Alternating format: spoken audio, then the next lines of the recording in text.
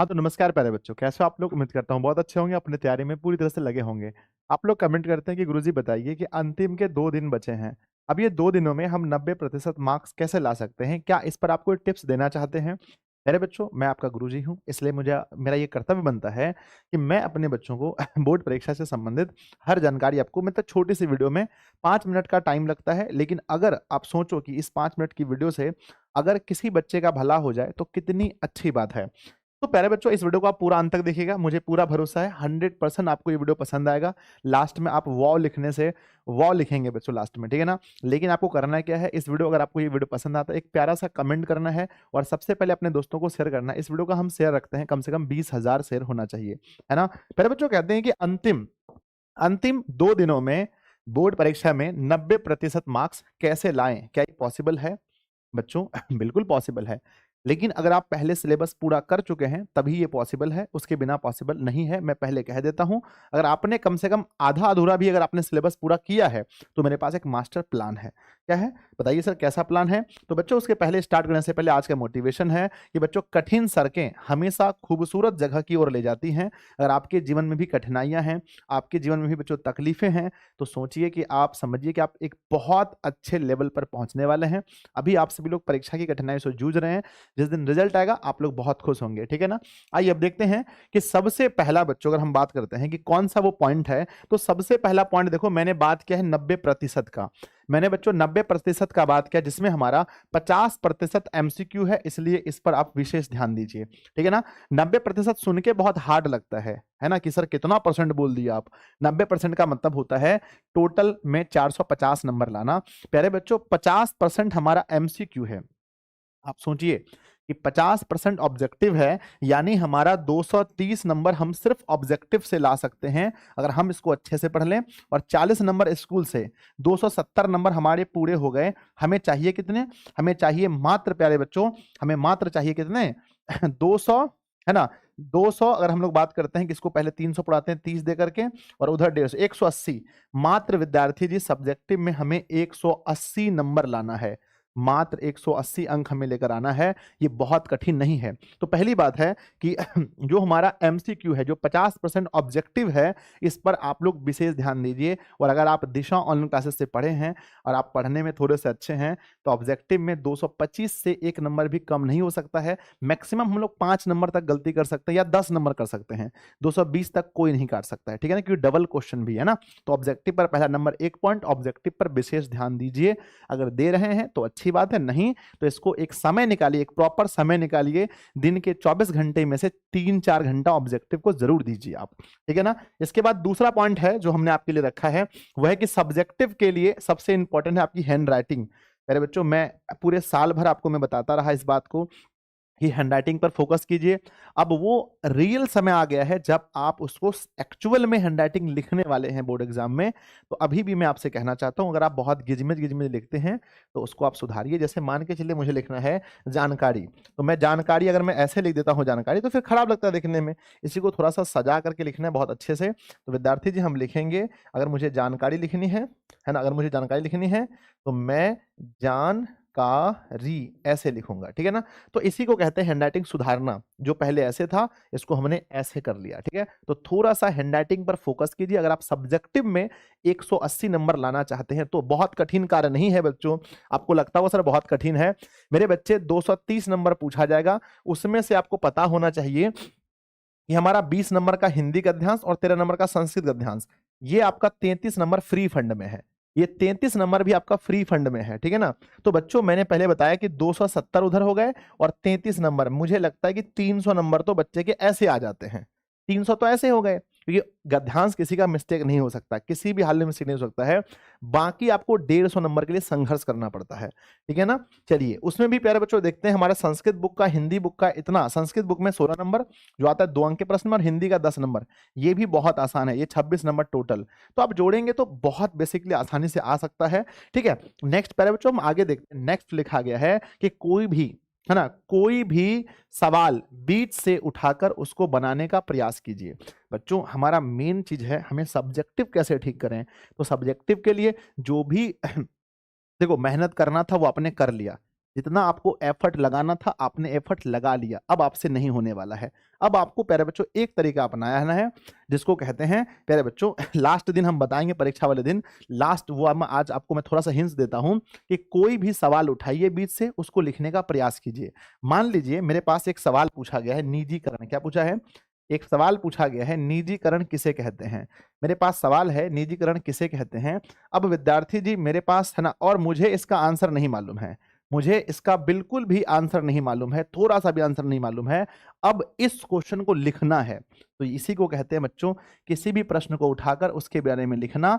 ये प्रश्न तब काम आएगा, ये तरीका आपका लिखा हुआ, ये पॉइंट आपको तब काम आएगा जब आप किसी क्वेश्चन का जवाब नहीं जानेंगे तो उस समय कैसे लिखना है। बच्चों मान लो कि मुझे निजीकरण के बारे में नहीं पता है, फिर भी मुझे लिखने का प्रयास करना है, तो लिखेंगे बच्चों कि निजीकरण, अगर नहीं मालूम है तो ऐसे भी हम कुछ लिख रहे मिला करके कि निजीकरण निजीकरण निजीकरण उस प्रक्रिया को कहते हैं, निजीकरण उस प्रक्रिया को कहते हैं, उस प्रक्रिया को कहते हैं जिसमें जिसमें जिसमें जिसमें वस्तु पर है ना, वस्तु पर अधिकार, जिसमें वस्तु पर अधिकार किसी निजी व्यक्ति का हो जाता है, निजी व्यक्ति का हो जाता है, 100% बच्चों ना व्यक्ति का हो जाता है, हो जाता है। अब ये सवाल ये बच्चों सही नहीं है, ये आंसर मैं कहता हूं कि ये सवाल जो है, ये जो आंसर है ये बच्चों 100% सही नहीं है, पर मैंने आंसर लिखे हैं।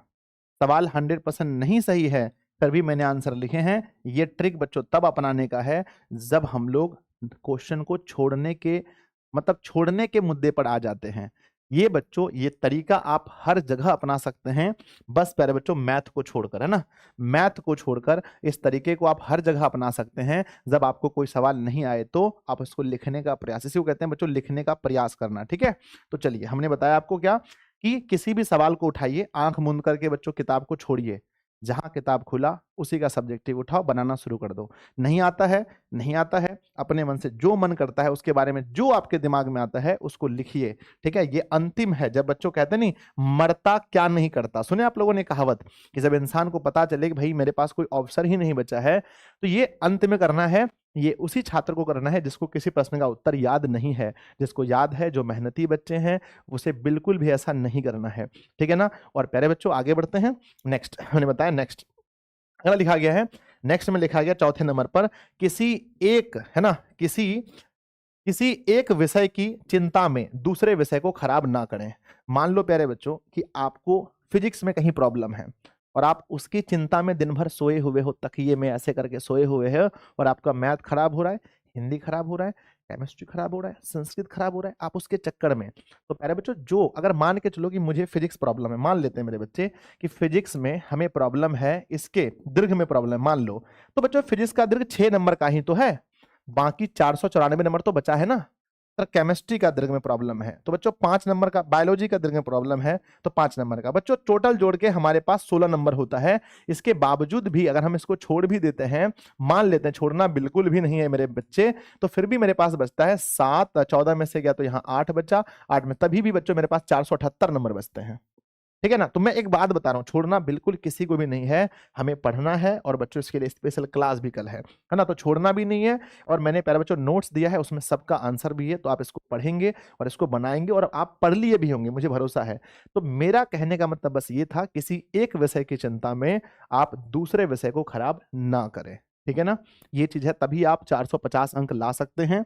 नेक्स्ट प्यारे बच्चों कहते हैं, नेक्स्ट लास्ट पॉइंट है, हमारे पास ज्यादा पॉइंट देंगे, लास्ट में आप नहीं याद रख पाएंगे। नेक्स्ट है एग्जाम की तरह घर पर भी एग्जाम देकर देख लीजिए। घर पर भी एक सेट उठाइए, मैंने बहुत सारे सेट दिए हैं, एक सेट को उठाइए और उठा करके 100% अपने आप को वैसे ही नहा धो करके बढ़िया से टीका लगा करके अच्छे से बच्चों अपने घर में टेबल कुर्सी रख दीजिए, फोन को दूर कर दीजिए, है ना। उस क्वेश्चन का प्रिंट आउट या बच्चों मॉडल सेट आपके पास होगा, चाहे कोई साल का क्वेश्चन उठा लीजिए, और मम्मी पापा दीदी भैया सबको कह दीजिए कि कोई आपको डिस्टर्ब ना करे, या बच्चों रूम को लगा दो, और 3.5 घंटे का एक पेपर जबरदस्त दो बच्चों, एक जबरदस्त पेपर दीजिए, ठीक है ना।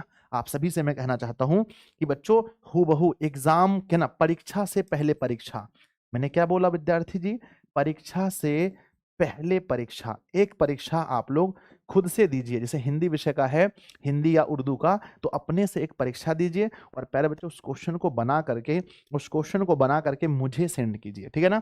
तो इस तरीके से आप 450 ला सकते हैं। सर कैसे बताइए एक बार फिर से, नहीं समझे बच्चों। देखो एमसीक्यू में ऑब्जेक्टिव में हमारा मिनिमम 220 लाना है। स्कूल से हमें कितना मिलेगा, स्कूल से मिलेगा बच्चों 40, 2 नंबर कम मिलता है ना, 38 मान लेते हैं 38। बच्चों सिर्फ गद्यांश से हमें कितना लाना है, गद्यांश से मिनिमम 30 लाना है। विद्यार्थी जी जोड़ के देखेंगे अप्रॉक्स अगर हम बात करते हैं, है ना, तो ये बच्चों 8 हो गया, यहाँ पर 6 2 8 हो गया, ये 288 आपके फ्री फंड में। उसके बाद क्या बचे, उसके बाद आपके बचे हैं बच्चों क्या, उसके बाद आपके बचे हैं, है ना, उसके बाद बचे हैं आपके सब्जेक्टिव पोर्शन।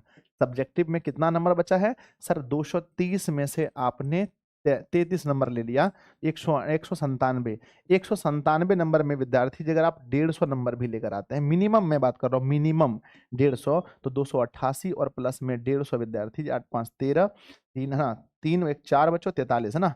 तो विद्यार्थी जी ये 243 होता है, 243 होता है ना, सॉरी 8 की 8 13 की 3, 8 की 8 13 की 3 हासिल रहा, एक बच्चों 3 1 4 है ना, ये 438 होता है। थोड़ा सा और एफर्ट डाल देंगे 450 आ जाएगा, ठीक है।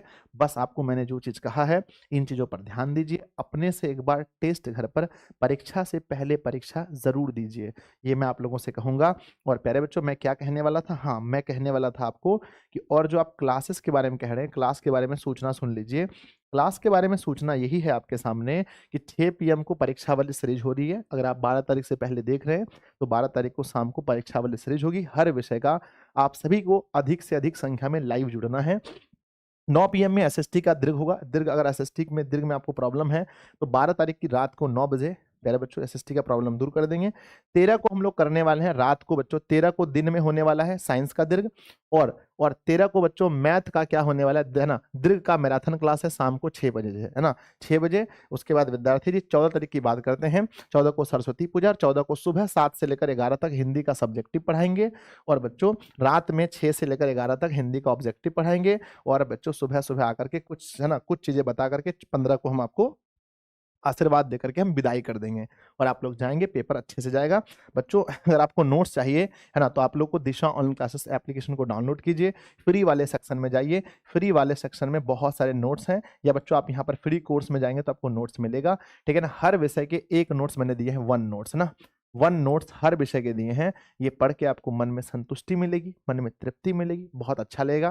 तो प्यारे बच्चों आप लोग पढ़ते रहिए और प्यारा सा एक कमेंट कीजिएगा ये वीडियो आपको कैसा लगा, और अपने दोस्तों में शेयर जरूर कीजिएगा। इस वीडियो का हम रखें लाइक 20,000 और शेयर भी 20,000, ठीक है। कमेंट भी कीजिएगा आपको कैसा लगा। ऐसी वीडियोस के लिए आप दिशा ऑन क्लासेस को सब्सक्राइब कीजिए, क्योंकि प्यारे बच्चों अपना परिवार जो है ना, अपना परिवार जो है बहुत ही जल्दी क्या होने वाला है, 1 मिलियन का होने वाला है। कहते हैं बच्चों पढ़ेगा बिहार तभी तो बढ़ेगा बिहार, है ना, पढ़ेगा बिहार बिहार तभी तो बढ़ेगा बिहार। तो बच्चों आपको शेयर करना है, आपने भी दिशा के बारे में तभी जाना होगा जब किसी ने आपको बताया होगा या किसी ने शेयर किया होगा, तो आप भी शेयर जरूर कीजिए। धन्यवाद प्यारे बच्चों, आप सभी का शेयर जरूर कीजिएगा वीडियो को।